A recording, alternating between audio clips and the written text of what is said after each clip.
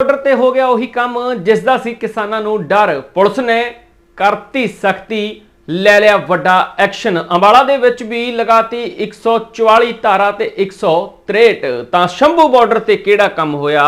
Shambhu border ਤੇ ਜਾਲ ਲਗਾ ਦਿੱਤੇ ਨੇ। ਪਹਿਲਾਂ ਬੈਰੀਗੇਟ ਲਗਾਏ ਗਏ, ਤਾਂ ਬੈਰੀਗੇਟ ਲਗਾਉਣ ਤੇ ਬਾਅਦ ਕੰਧਾਂ ਕੀਤੀਆਂ ਹੋਈਆਂ ਨੇ। ਪਰ ਹੁਣ ਕਿਸਾਨ ਜਿਹੜੇ ਕੱਲ ਨੂੰ ਦਿੱਲੀ ਕੂਚ ਕਰਨਗੇ, 6 ਦਸੰਬਰ ਨੂੰ ਦਿੱਲੀ ਕੂਚ ਦਾ ਵੱਡਾ ਐਲਾਨ ਜਿਹੜਾ ਕਿਸਾਨਾਂ ਵੱਲੋਂ ਕੀਤਾ ਗਿਆ, ਜਿਸ ਤੋਂ ਬਾਅਦ ਹੁਣ ਹਰਿਆਣਾ ਦਾ ਪ੍ਰਸ਼ਾਸਨ ਸਖਤ ਨਜ਼ਰ ਆ ਰਿਹਾ। ਹਰਿਆਣਾ ਦੀ ਪੁਲਿਸ ਦੇ ਵੱਲੋਂ ਬਾਰਡਰ ਦੇ ਉੱਤੇ ਪੁਖਤਾ ਇੰਤਜ਼ਾਮ ਕਰ ਲਏ। ਕਹਿੰਦੇ ਅਸੀਂ ਪਰਿੰਦੇ ਨੂੰ ਪਰ ਨਹੀਂ ਮਾਰਨ ਦੇਵਾਂਗੇ।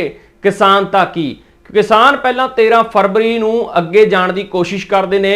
ਹੰਝੂ ਗੈਸ ਦੇ ਗੋਲਿਆਂ ਦਾ ਸਾਹਮਣਾ ਹੁੰਦਾ, ਪਾਣੀ ਦੀਆਂ ਬੁਛਾੜਾਂ ਦਾ ਸਾਹਮਣਾ ਹੁੰਦਾ, ਤਾਂ ਬਹੁਤ ਉੱਥੇ ਜ਼ਿਆਦਾ ਜਿਹੜਾ ਮਾਹੌਲ ਤਣਾਅਪੂਰਨ ਬਣ ਜਾਂਦਾ।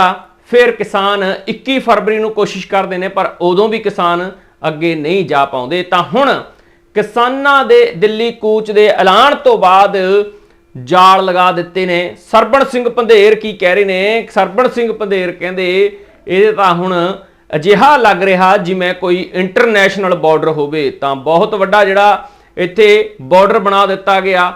एक बार सरबण सिंह पंधेर की जुबानी सुनाने जो प्रेस कॉन्फ्रेंस के दौरान उन्होंने वालों कहा गया। दोनों बॉर्डरों के ऊपर गुरु तेग बहादुर जी का शहीदी पर्व श्रद्धा से मनाया जाएगा। जिस तरह से गुरु तेग बहादुर जी ने दुनिया के मानवाधिकारों के लिए दिल्ली जाके शीश कटवाया था, ये पूरी दुनिया जानती है। और कल का जत्था गुरु तेग बहादुर की शहीदी को समर्पित होगा। ये जत्था भी मरजीवड़ों का देश के हित में, देश के किसान मजदूर के हित में दिल्ली की ओर कूच करेगा। इतिहास अपने आप को दोहराएगा। अब सरकार क्या करेगी ये सरकार सोचे।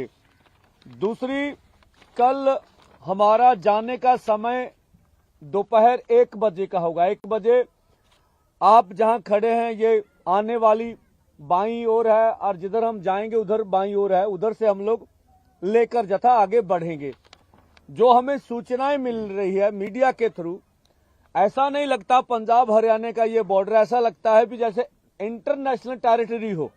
और जो आगे बंदोबस्त हो रहे हैं, एक तो हमारे सामने जो है वो तो बैरिकेटिंग हो ही रही है, साथ में छोटा दरिया, मौसमी दरिया घग्गर है, उसके ऊपर भी पूरी तरह से मुझे लगता है इधर का कोई जानवर भी उधर नहीं जाने देंगे, ना उधर का इनका जोर चले तो पक्षी भी उधर से नहीं आने देंगे। तो ये मुझे लगता है, ऐसे लगता है भी दुर्व्यवहार किसान मजदूर से किया जा रहा, जैसे दूसरे देश के जबकि हम बाहर में रहने वाले यहाँ के नागरिक और अपनी देश की राजधानी में जाके पूरा ढंग से जो है अपनी बात मनवाना चाहते हैं। इसी के साथ साथ यहाँ से तो हमने ऐलान कर रखा है कि शंभू बॉर्डर से जथा कूच करेगा। खनौरी बॉर्डर से तो हमारा कोई भी ऐलान नहीं है, लेकिन उधर भी भारी पुलिस लगी हुई है। और कल जो हमें सूचना मिल रही है, कल खनौरी पर पुलिस बैरिगेटर से आगे जाके वहां खुरपे लेकर जो नीचे जो मट्टी थी वो साफ करती नजर आई है। उनके अंदर दिल में क्या है ये हमें नहीं मालूम है, लेकिन वो कल मट्टी साफ कर रहे थे।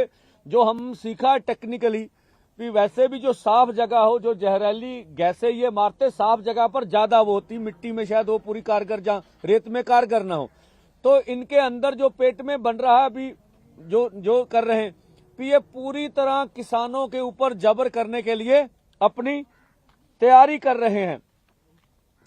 और ये जब हमने देखी है, दूसरी सबसे बड़ी बात, ये दोनों मोर्चों की नैतिक तौर पर जीत होगी अगर हमें दिल्ली ना जाने दिया तो। वजह क्या? देखिए, लगभग 10 महीने से जितने भी केंद्र की लीडरशिप है, जितने भी इनके राज्यों के लीडर हैं, वो लगातार बोल रहे हैं कि अगर ट्रैक्टर ट्रॉली ना लाएं तो हमें कोई इतराज नहीं है, देश के न्यायालयों पैदल आ जाए। तो जब हम निहत्थे अब दिल्ली की ओर पैदल जाएंगे तो अब मुझे नहीं लगता ये नैतिक तौर पर हमारी जीत है। और जितने भी मंत्री महोदय हैं या देश के इंस्टीट्यूशन हैं जो न्यायालय से जुड़े, उनकी कोई नैतिकता रह नहीं जाती है, कोई क्रेडिबिलिटी नहीं रह जाती है। अब क्या कहेंगे? यही बात हम पूरे देश को बताना चाहते थे, देश को व्यापारी को बताना चाहते थे, देश के ट्रांसपोर्टरों को बताओ पैदल आ जाए। तो जब हम निहत्थे अब दिल्ली की ओर पैदल जाएंगे तो अब मुझे नहीं लगता ये नैतिक तौर पर हमारी जीत है। और जितने भी मंत्री महोदय हैं या देश के इंस्टीट्यूशन हैं जो न्यायालय से जुड़े, उनकी कोई नैतिकता रह नहीं जाती है, कोई क्रेडिबिलिटी नहीं रह जाती है। आप क्या कहेंगे? यही बात हम पूरे देश को बताना चाहते थे, देश को व्यापारी को बताना चाहते थे, देश के ट्रांसपोर्टरों को बताना चाहते थे, देश के लोगों को बताना चाहते थे कि जो पंजाब हरियाणा की आर्थिकता का नुकसान किया गया, जो लोगों को तंग किया जा रहा है, इसके पास पीछे भारत की सरकार है। किसान मजदूर इसका पीसफुली हल चाहते हैं। जो आज यहाँ डीआईजी साहब आए, पटियाला रेंज के सिद्धू साहब, उन्होंने भी जानकारी मांगी, हमने उन्हें मुहैया करा दी भी पीसफुली हम लोग आगे बढ़ेंगे। और जो एसपी अंबाला से सब बात हुई, उनको भी ऐसा हमने कह दिया था। उन्होंने भी कहा भी अगर वार्ता का प्रस्ताव आता तो आपका क्या निर्णय है। हमने सीधा सा बोला कि वार्ता के लिए चिट्ठी होनी चाहिए, केंद्र सरकार के ऑफिस से हो तो अच्छी बड़ी है। अगर हरियाणा बीच में आना चाहता है, हरियाणा के सीएम के ऑफिस की होनी चाहिए। अगर पंजाब आना चाहिए, पंजाब के सीएम की होनी चाहिए। वो चिट्ठी होगी तो हमारे दो फोरम पॉजिटिवली सोचेंगे कि क्या करना है। हमारी ओर से दरवाजे बातचीत के खुले हुए हैं। और जिस तरह से हम देख रहे हैं कि अभी तक कोई भी सुखद निर्णय हमारे पास नहीं पहुंचा है। वो लोग अंबाले में ड्रोनों की ट्रेनिंग कर रहे हैं, जो इस तरह से अर्धसैनिक फोर्स आ रहे हैं। 2 कंपनियां की पहुंचने की हमें खबर सूचना प्राप्त हुई है ऐसी। और वो लोग भारी पुलिस फोर्स जो है तैनात कर रहे हैं अंबाले में। और कल जो नोटिस आया था इसके बारे में सबको मालूम ही है। जिस तरह से हमसे कहा गया कि आपके पास दिल्ली की मंजूरी है, वो अनैतिक सा सवाल है। देश भर में जितने भी लोग दिल्ली जा रहे हैं, किसी से यह नहीं पूछा जाता कि आपके पास दिल्ली की मंजूरी है कि नहीं। दिल्ली सरकार अगर दिल्ली में चले जाते तो वो रोक सकते थे भी आपके पास दिल्ली की मंजूरी तो नहीं है। लेकिन पहले हरियाणा पूछे, पंजाब ने तो नहीं हमसे पूछा कि आप अगर जा रहे हैं तो दिल्ली की मंजूरी है। और जो धारा 144 लगाएगी अकेले किसान मजदूर के लिए, आप अंबाला चले जाइए, सारे काम चल रहे हैं, 5 से अधिक आदमी इकट्ठे भी हो रहे हैं, ट्रांसपोर्टेशन भी चली, सब कुछ चल रहा। अकेला हमारे ऊपर ही धारा 144 लगी हुई जो देश के किसान मजदूर के पास है। तो इस तरह से लगता है कि भारत की सरकार चुनी हुई सरकार का व्यवहार नहीं कर रही है।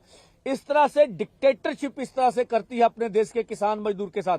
आज भी हम प्रेस के माध्यम से कहना चाहेंगे कि हम भी आज भी समझते हैं अगर डेमोक्रेसी थोड़ी बहुत भी बची है मोदी सरकार के पास, हमारी बात तो उन्होंने क्या मानी, अपने उपराष्ट्रपति जी की बात मान लेनी चाहिए और आगे बढ़ के किसानों के साथ बैठकर ये इसका समाधान ढूंढना चाहिए। ऐसा हम लोग